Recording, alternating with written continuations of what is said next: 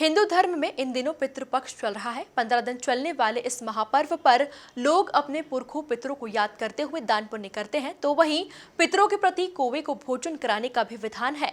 विदिशा का काग उद्यान देश में शायद ऐसा ही इकलौता काग उद्यान है जहां पूरे वर्ष भर कौवों को भोजन कराया जाता है। यहाँ की काग रसोई और विलुप्त होती कौवों की प्रजाति के संरक्षण के लिए यह केंद्र बन गया है। देखिए खास रिपोर्ट। विदिशा में कौवा संरक्षण की अनोखी पहल। विदिशा में है देश का पहला काग उद्यान। पितृपक्ष में कौवे को भोजन कराने की परंपरा। पितृ रूप में कौवे को पूजा जाता है। धार्मिक मान्यताओं की माने तो देव वृक्ष कहे जाने वाले वट और पीपल को कौवा पक्षी प्रदत्त माना जाता है। अगर रात में ऑक्सीजन और विभिन्न बीमारियों की औषधि के लिए पीपल और वट वृक्ष चाहिए तो कौवों को बचाना होगा।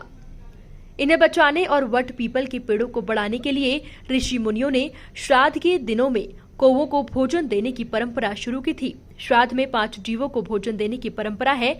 इनमें एक काग अर्थात कौवा को भोजन कराना होता है। पीपल और बरगद दोनों वृक्षों के फल कौवे खाते हैं और उनके पेट में ही बीज उगने लायक होते हैं। इसके बाद कौवे जहाँ जहाँ बीट करते हैं वहाँ वहाँ यह दोनों प्रजाति के पौधे उगते हैं। माँ की संज्ञा दी है, तुलसी को हमने देवताओं की संज्ञा दी है, जबकि एक सामान्य पौधा है उसको धर्म से जोड़ा है। क्यों? क्योंकि वह 24 घंटे ऑक्सीजन देती है, वह हमारे घर के वातावरण को शुद्ध रखती है। उसी प्रकार हमने पीपल को पूजा है, बरगद को पूजा है।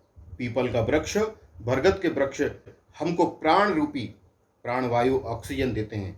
वास्तव में ये 24 घंटे ऑक्सीजन देने वाले वृक्ष हैं। इनके अंदर देवताओं का वास है, यह देवताओं के वृक्ष है। ऐसे हमारे पूर्वजों ने हम सबको सिखाया और समझाया था।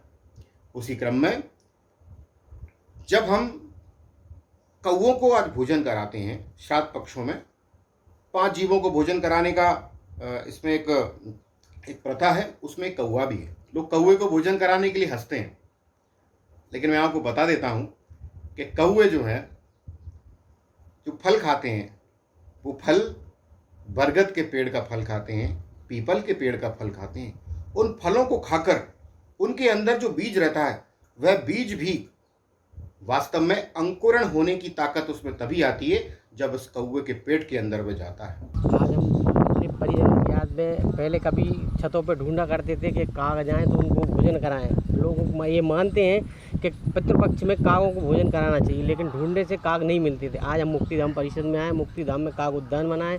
मुक्तिधाम टीम ने काग उद्यान को बनाया कई समय हो गया और शायद देश में पहला ऐसा मुक्तिधाम है काग उद्यान बना है। कई ऐसे काग उद्यान है। हमें एक बहुत अब मन की और आत्मा से संतुष्टि मिलती है कि हम अपने पितरों की याद में जो भोजन कराने कागों को ढूंढते थे, आज मुक्तिधाम में हमें काग मिल जाते हैं और हम संतुष्टि से भोजन कराते हैं। एवं हम बहुत संतुष्ट होते हैं। लोगों को कागों को ढूंढना पड़ता है और कहीं जगह वीडियो आते हैं कि प्लास्टिक का काग 100 रुपये लेता है, वो काग को भोजन करा के और चला जाता है। लेकिन हम आप आओगे मुक्तिधाम देखोगे तो सैकड़ों की संख्या में आपको काग मिलेंगे। एवं हम मुक्तिधाम टीम का सही पूरा दिल से धन्यवाद करते हैं कि रेगुलर 365 दिन कागों के लिए भोजन की व्यवस्था करते हैं और हम पितृपक्षों में हम कागों को भोजन कराने के लिए मुक्तिधाम आते हैं। धन्यवाद। मुक्तिधाम में रोज़ सुबह डेली चावल बनाते हैं हम लोग, मुक्तिधाम टीम द्वारा रोज़ चावल डालते हैं, टोस्ट वगैरह भी आते हैं, समोसा कचौड़ी भी लाते हैं, हम डेली डालते हैं।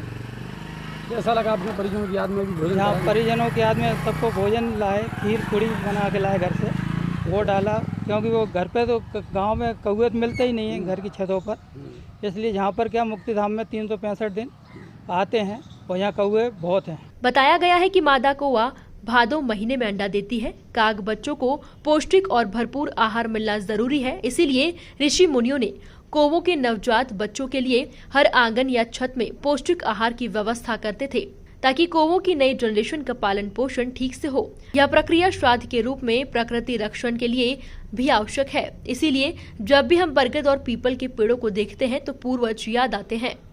Bureau report, MP news, Vidisha.